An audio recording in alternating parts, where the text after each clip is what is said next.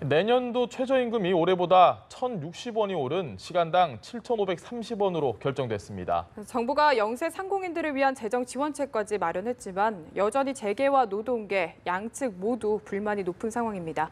관련 내용도 짚어보겠습니다. 방병구 군장대 석좌 교수 모셨습니다. 네, 안녕하십니까? 안녕하십니까?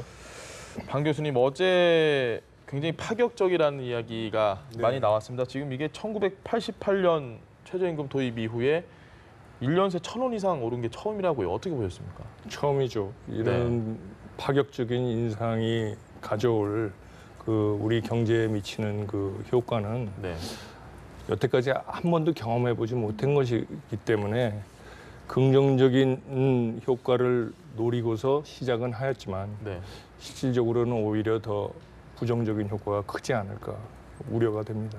네, 부정적인 효과라면 구체적으로 어떤 것들 얘기해 볼 수 있을까요? 이런 거죠. 그러니까 1,060원을 한꺼번에 올리게 되면 그걸 감당하지 못하니까 쉽게 말해서 일자리를 줄이고 해고하고 또 그걸 견디다 못해서 이제 그걸 전가하는 거거든요. 자기한테 쏟아지는 부담을 전가하는 것을 일단은 서비스나 제품의 공급가를 올리고 물가 상승에 어느 정도 영향을 미치고 그것도 안 되면 폐업하는 거죠.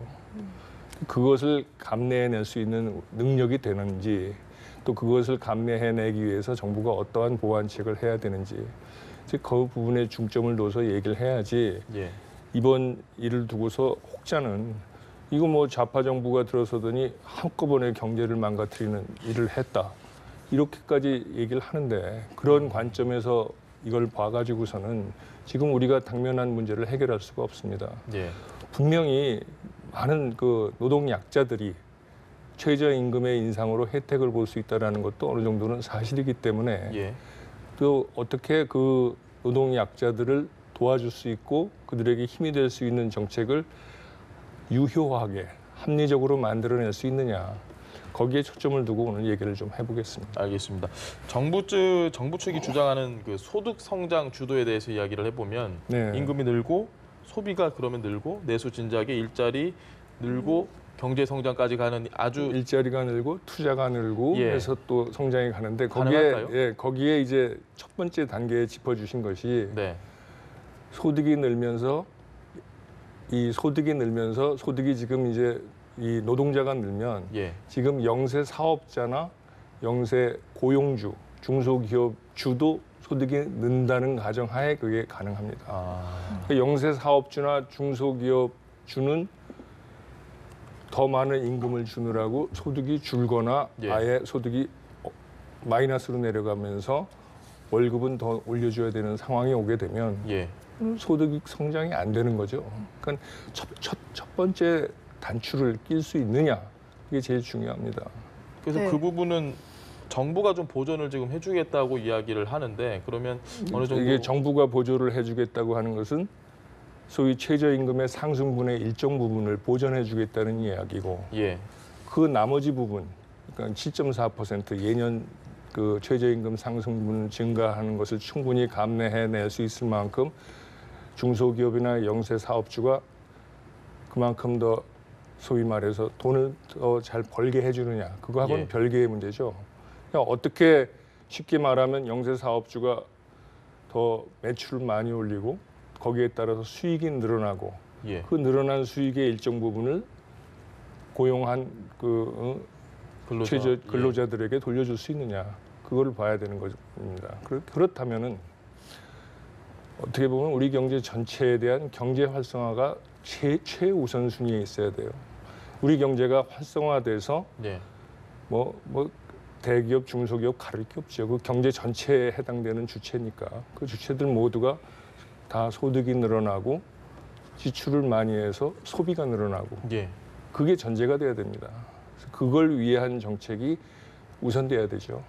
네, 지금 교수님 하는 얘기는 재계 쪽 그리고 특히나 소상공인이나 영세사업자를 많이 걱정을 하고 계신 것 같은데 그렇다고 해서 노동계에서도 불만이 없는 건 아닌 것 같더라고요. 어떤 내용들인가요? 노동계의 입장도 충분히 이해하고 있고 심정적으로는 저는 어떻게 보면 더 오히려 그들 편에 가깝습니다. 왜 10,000원으로 올려? 이왕이면 20,000원으로 올리지 하는 생각도 있습니다. 그런데 그것이 가능하고 지속성이 있으려면 그럼 우리 경제의 틀이 어떻게 되어야 되느냐. 그걸 네. 먼저 걱정해야 되는 것이고 그다음에 분배의 축을 좀 더 약자를 위해서 옮긴다. 그 부분에 대해서는 아주 그거는 뭐 저는 굉장히 동의하고 있습니다. 그걸 옮기는데 경제가 망가져서는 안 된다. 어떻게 하면 경제는 경제대로 활성화되고 더 소위 말해서 경쟁력을 유지하면서 네. 그 경쟁력 하에서 약자들한테 도움이 될 수 있게 우리 경제가 가져야 되는 것이지 그렇게 안 되고 이게 물가 상승이나 소위 을과 을의 싸움에서 영세 사업주를 울리면서 뭐 최저임금 근로자들의 소득만 올린다. 그건 안 되는 얘기죠. 그렇다면 지금 어찌됐건 정부에서는 대책이라고 내놓았던 것이 아까 말씀하셨던 최저임금 상승분을 어느 정도 보전을 해주겠다는 부분인데 네. 이게 결국은 세금에서 나오는 게 아니냐라는 비판도 있습니다. 그렇죠. 심지어는 이렇게까지 얘기할 수 있어요. 알바 안 하는 국민이 예. 알바하는 국민한테 세금으로 보전해 주는 게 그게 무슨 소득 주도 성장이냐, 소득의 재분배에 따릅니다. 이제 그렇게까지 얘기할 수 있는데 다만 이 정책을 하면서 소위 뭐 가맹점주의 갑질이라거나 예. 아니면 건물주의 갑질이라거나 이런 어떻게 보면 우리 사회에서 좀 불합리하고 부조리한 부분, 소위 경제적인 측면에서 소위 숨은 강자들이 예. 부리는 횡포로부터 약자를 보호하는 쪽으로 또 정책의 축이 옮겨가는 부분에 있어서는 그건 굉장히 또 평가할 만합니다. 네, 좀 직접적인 정부의 지원에 대해서는 약간 비판적으로 이야기를 해주셨는데요. 이것 말고도 뭐 카드 수수료를 차등으로 한다든지 이런 지원도 나왔더라고요. 예. 이 부분은 또 어떻게 평가하십니까? 크게 도움이 될 것 같지는 않고요. 실제로 그러니까 그냥 금액 액수로 얘기하는 게 더 정확하겠습니다. 액수로 얘기해서 가령 1인당 최저임금이 그 정도 올라가면 월 22만 원. 표면적으로 드러나는 것만. 실제로는 거기에 주유 수당이나 야근 수당이라거나 또 4대 보험료 이런 것까지 다 합치면은 7천 얼마가 아니고요. 만 원이 넘어갑니다. 그런 그 증가분을 어떻게 커버를 해주느냐에 대한 깊은 배려나 깊은 어떤 정책적 뒷받침은 없이 그냥 표면적으로 드러나는 숫자만 가지고 꿰어 맞춘 소위 공약을 이행하기 위해서 너무 나섰다. 뭐 그렇게 몇 개는 안 보이는 거죠. 그 부분에 대해서는 굉장히 정말 노동자를 사랑하고 이 경제를 걱정하는 사람이 있었는지 아니면 예. 다 면피하기 위해서 제자리에서 그렇게 적당히 거수기 역할을 했는지 그게 걱정인 거죠. 그렇다면 교수님이 보셨을 때 그 이번 최저임금 인상이 좀 너무 인상 상승폭이 컸다라고 생각을 하시는 것 같은데 이 상승폭이 그렇게 크지 않고도 근로자들에게도 충분히 어느 그렇죠. 정도 배려가 가능하다. 그렇죠. 그러니까 이런 겁니다. 그러니까 이게 이렇게 상승폭이 크면서 걱정이 되는 것 중에 하나가 실직이고 예. 또 두 번째로는 폐업이고 또 세 번째로는 물가 상승에 대한 여파입니다. 이게 최저임금이 올랐다고 해서 최저임금에 영향을 받는 460만 노동자의 문제가 아니고요. 임금 체계 전체에 영향을 미칩니다. 연봉 8천을 받고 1억을 받는 사람도 최저임금 올랐으니 나도 더 올려달라. 나올 수 있습니다. 당장 우리 공무원 9급 1호봉의 경우는 최저임금이 7,630원이 안 된다고 얘기를 하지 않습니까? 네. 그런 경우 그럼 또 공무원도 또 임금 또 올려줘야 된다. 뭐 어쩐다. 지금 그 가능성에 대해서 지금 연쇄 상승이 연쇄 상승의 가능성이 있는데 그렇게 되면은 공무원만 올라갑니까? 공무원이 올라가면 공공기관 근로자도 올라가고 그렇게 네. 되면 일반 사기업에서도 민간들도 올려달라고 요구를 할 수가 있죠. 근데 그렇게 올라가게 되면 최저임금 근로자의 그 얼마 올라간 게 별 효과가 없죠. 물가가 다 올라갔는데 그거 얼마 올라간 게 무슨 소용이 있습니까? 어차피 물가가 그만큼 상승을 하기 때문에 임금이 올라봤자 비슷한 제자리인 거죠. 제자리 걸음이다. 네, 그러니까 이게 전제가 이 최저임금 상승으로 인해서 노동 약자의 어떤 인권을 보호하려면 예. 물가 상승도 없어야 되고 다른 근로자들의 임금도 제자리였을 적에 다른 변수는 그대로 두고 있을 때 이것이 상대적으로 올라간 효과가 나는 거죠.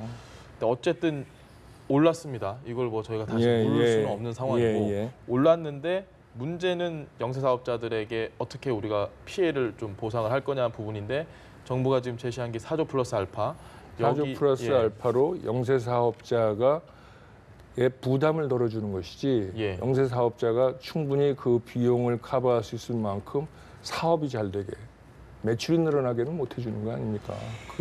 그거야말로 경제 활성화의 영역이고 그거는 경제 자체의 메커니즘에서 해결해야 될 문제인데 그거는 정부가 개입해서 할 수 있는 문제가 아니죠.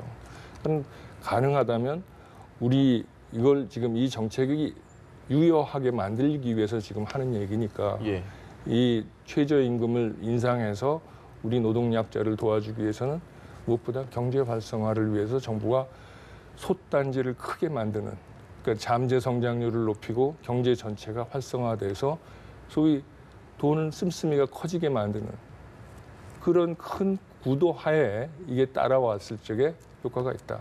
그렇게 말씀드릴 수 있습니다. 지금 구체적인 반응들 좀 더 살펴보겠습니다. 지금 가장 피해가 예상되는 소상공인 등 영세사업주들이 실제로 이렇게 최저임금이 인상될 경우에 20만 개 일자리를 줄이겠다 뭐 이렇게 약간 경고 아닌 경고를 하기도 했거든요. 실제로 실현 가능성이 있을까요? 실제로는 만약에 우리 내수가 여전히 부진한 채로 2018년을 맞이하게 된다면 실현 가능성이 있다고 봐야죠. 그 내수 부진은 어떻게 빨리 탈출하느냐. 그런 것을 생각하면은 이번 추경 예산도 어떤 형태로든지 빨리 통과될 필요 있다.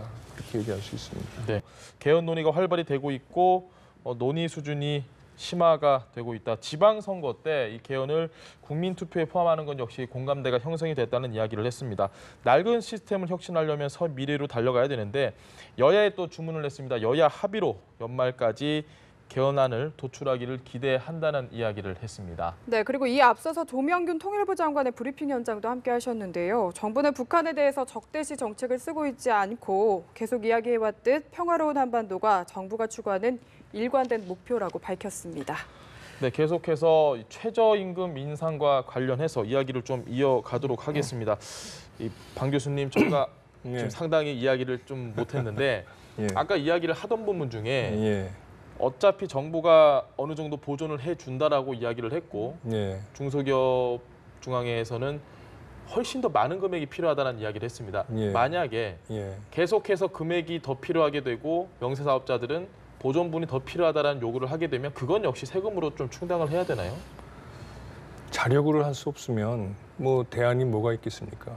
세금으로 메우는 정도인데 어떻게 보면은 위인설관이라고 사람을 위해서 자리를 만들어 놓고 갖다 끼우는 그런 걸 우리가 빗대서 얘기를 하는데 마치 대통령 공약을 준수하기 위해서 억지로 그렇게 최저임금을 끌어올려 놓고 여건은 실력은 뒷받침이 안 되는데 모자라는 것은 정부 세금으로 메운다. 그런 모양새가 되는 거죠. 조금 좀 이게 뭐지? 이게 도대체 우리 경제의 실력이 어디지? 실력은 그게 안 되는데 자리는 조금 더 높은 데 차지하고 싶은 그런 모양새를 연출하는데 그 부작용이 만만치 않습니다. 뭐든지 다 제자리에 있고 시장 원리라는 게 기본이 모든 게 다 제자리에 있고 제자리에 있는 것에 대한 제값을 치러야 된다는 거거든요. 그 제자리에 있지 않고 제값을 치르지 않을 때 우리는 굉장히 많은 사고를 겪었고 정말 국가적인 불행도 겪었습니다. 그런 일을 억지로 하느니 그런 건 시장 흐름에 맡겨놓고 그것을 시장이 자연적으로 만들어낼 수 있는 구도, 뒤에 있는 그 많은 그 요인들, 그걸 하나하나 차근차근히 매만지는 그래서 그거를 제자리에 갖다 놓게 하는 그러한 그 노력이 필요한 거죠.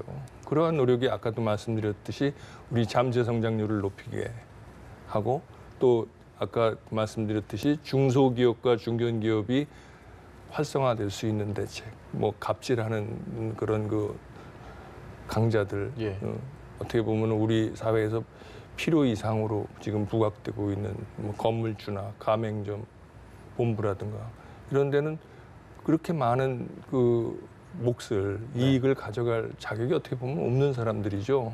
그걸 노동 약자로부터 어떻게 보면 가져가는 거니까 그런 부분에 대해서는 어느 정도 시정 대책이 필요하다. 네. 긍정적인 면도 있는 반면에 그렇다고 해서 그 자리에 올라가지 못하는 노동 생산성이 한꺼번에 그렇게 16%씩 올라갈 수가 없거든요. 네, 알겠습니다. 지금까지 방병국 석좌 교수와 함께 최저임금 이슈에 대해서 살펴봤습니다. 감사합니다. 네, 고맙습니다.